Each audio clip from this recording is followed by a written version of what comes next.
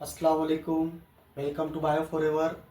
Dear students, आज के video में हम मालूमात हासिल करेंगे सेंट्रल नर्वस सिस्टम की। इससे पहले के वीडियो में हमने कंट्रोल एंड कोऑर्डिनेशन का पार्ट 1 देखे थे, जिसमें हमने एक नर्वस सिस्टम देखे थे जिसका नाम था पेरिफेरल नर्वस सिस्टम। आज हम उसका दूसरे पार्ट की स्टडी करेंगे, जिसे सेंट्रल नर्वस सिस्टम कहते हैं, मरकजी अजबी निज़ाम कहते हैं।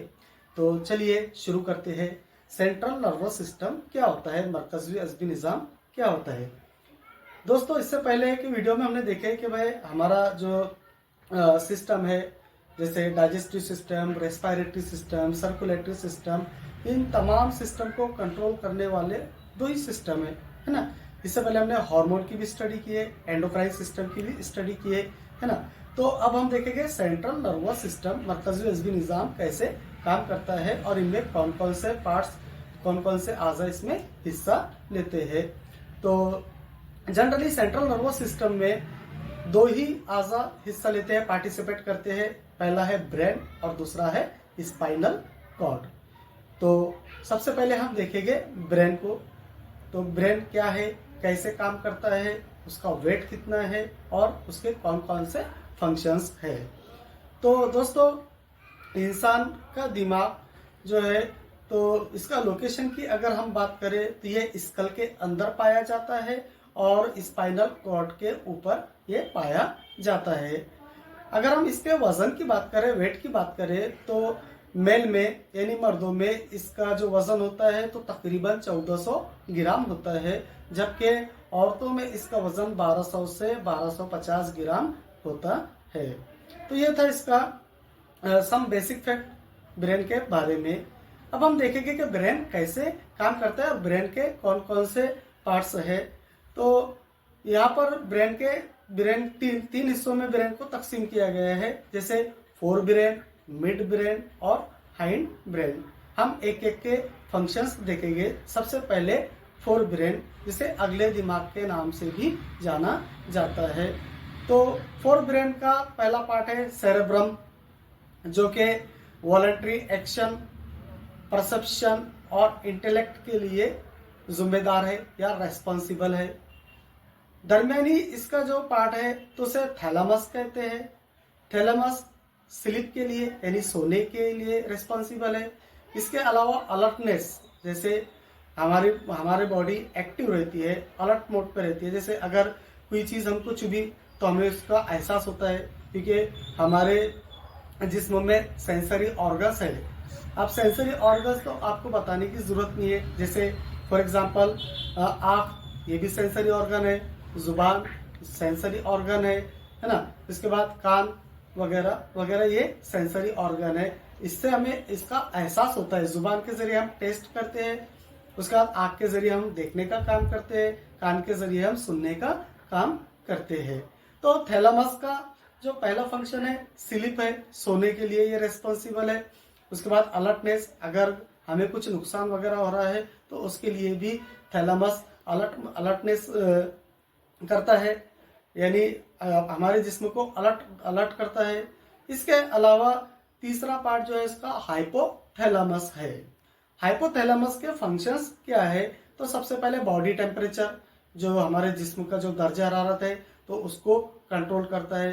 जैसे अगर हमारा नॉर्मल जो बॉडी टेम्परेचर है 37 है, अगर इससे ज़्यादा टेम्परेचर होता है तो हमारे जिस्म में जो स्वेट ग्लैंड है तो वो पसीने का इखराज करते हैं। अब पसीने के इखराज से जो हमारा दर्जा हरारत है वो आहिस्ता आहिस्ता क्या होता है, कम होता है। इसके अलावा हाइपोथैलेमस का काम है हंगर और थर्स्ट, यानी भूख प्यास का लगना।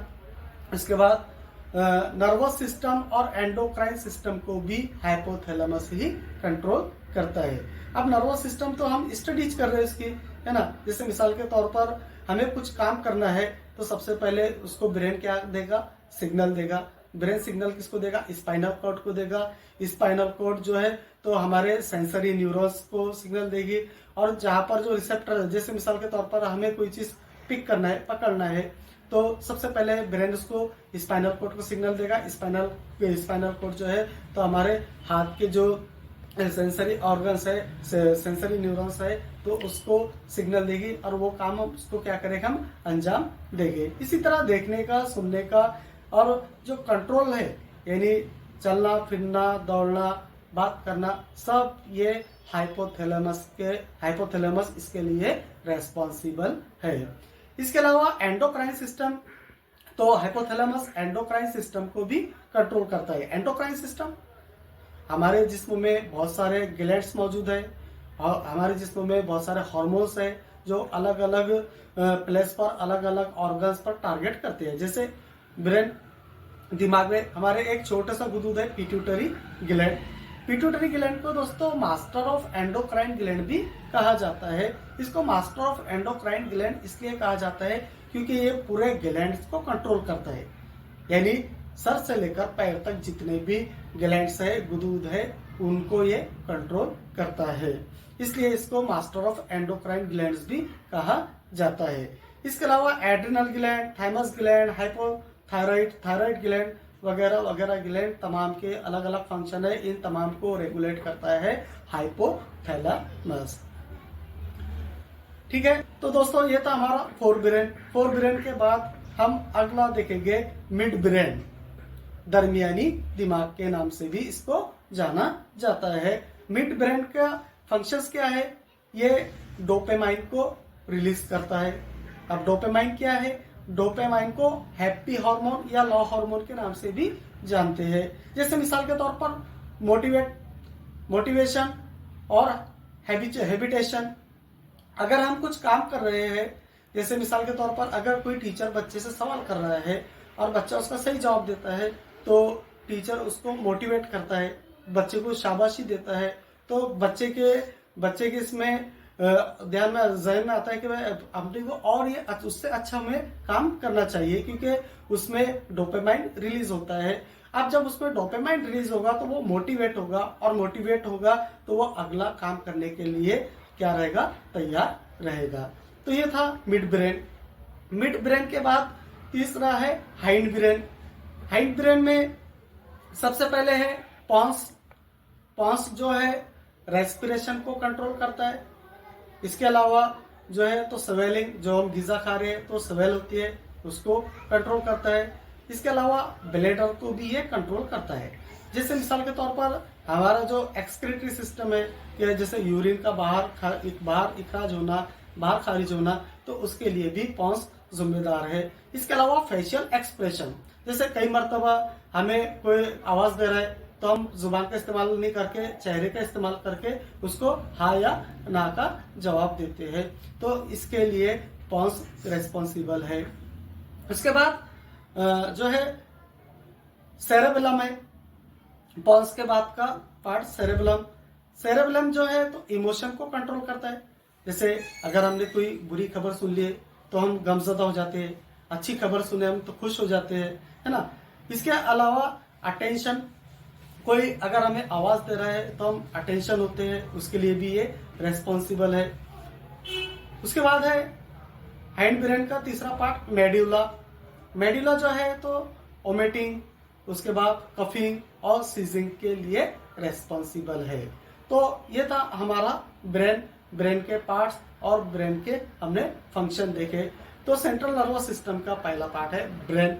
अब दूसरा पार्ट है इसका स्पाइनल कॉर्ड जो है तो ब्रेन से जुड़ी हुई होती है, एक ट्यूब लाइक स्ट्रक्चर होता है, और ये इंफॉर्मेशन को दिमाग से जो है तो जिस्म के आज़ा तक पहुंचाने का काम करती है, और उलट वापस में जिस्म के आज़ा से इंफॉर्मेशन को दिमाग तक ले जाने का काम करती है स्पाइनल कॉर्ड। फॉर एग्जाम्पल, जैसे मिसाल के तौर पर अगर हम सराउंडिंग से कुछ सुन रहे हैं, कुछ देख रहे हैं, तो सराउंडिंग से अगर जैसे किसी ने हमें आवाज दिया या कोई काम करने को कहा, तो वो हमारे जो सेंसरी न्यूरॉन्स है उसको स्पाइनल कॉर्ड तक ले जाएंगे, स्पाइनल कॉर्ड वो सिग्नल दिमाग तक ले जाएगा, फिर दिमाग उसको वापस में उसका रिप्लाई देगा, यानी जवाब देगा सेल सिग्नलिंग के जरिए, फिर वापस वो स्पाइनल कॉर्ड से वही आज़ा तक जाएगा। इस तरीके से स्पाइनल कॉर्ड वर्क करती है।